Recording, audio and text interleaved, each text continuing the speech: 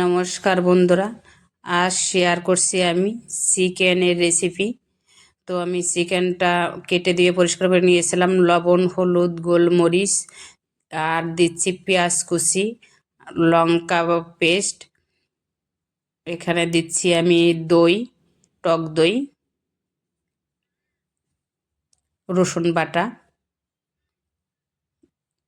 আদা বাটা, জিরের গুঁড়ি, ধনের গুঁড়ি, কাশ্মীরি লঙ্কার গুঁড়ি, দেব তেল। ভালো করে মেখে নেব। রান্না করব চিকেন, কিন্তু খেতে একদম মটনের মতোই লাগবে। প্রথম থেকে স্কিপ না করে দেখতে থাকো রেসিপিটি। আশা করি এই রেসিপিটি ভালো লাগবে।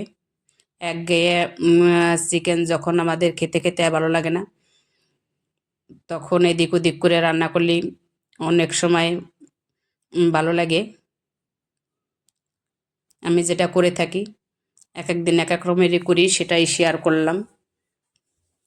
অনেক সময় ধরে মাখাতে হবে।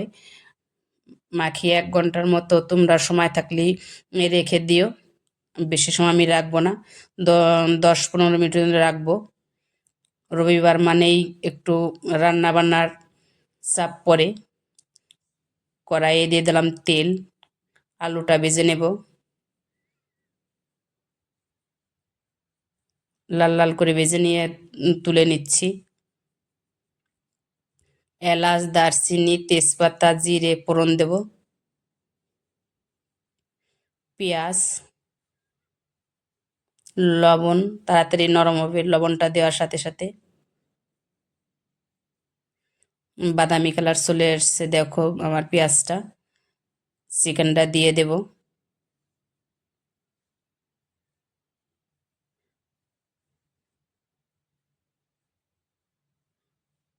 ভালো করে কষিয়ে নেব।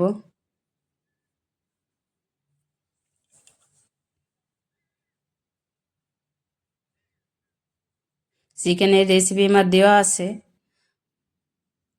একটা, একটু ঢাকা দিয়ে দেবো। আমি ডেকে ডেকেই চিকেনটা রান্না করব। তুলে নিচ্ছি।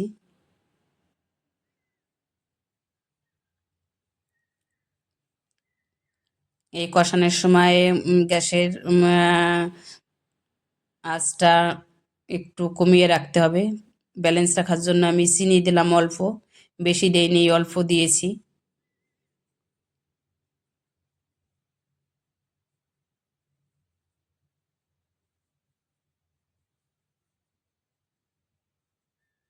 কষিয়ে নিলাম ভালোভাবে।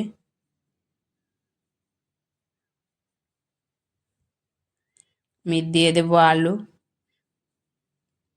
আলুটা আমি একটু মাঝারি সাজিয়ে রেখেছি, তোমাদের পরিমাণ মতো তোমরা রাখবে আলুটা।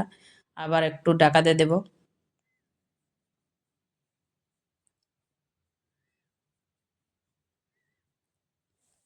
তুলে নিলাম।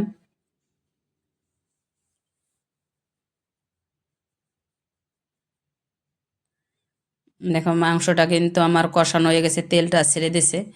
গরম জল দিয়ে দিলাম।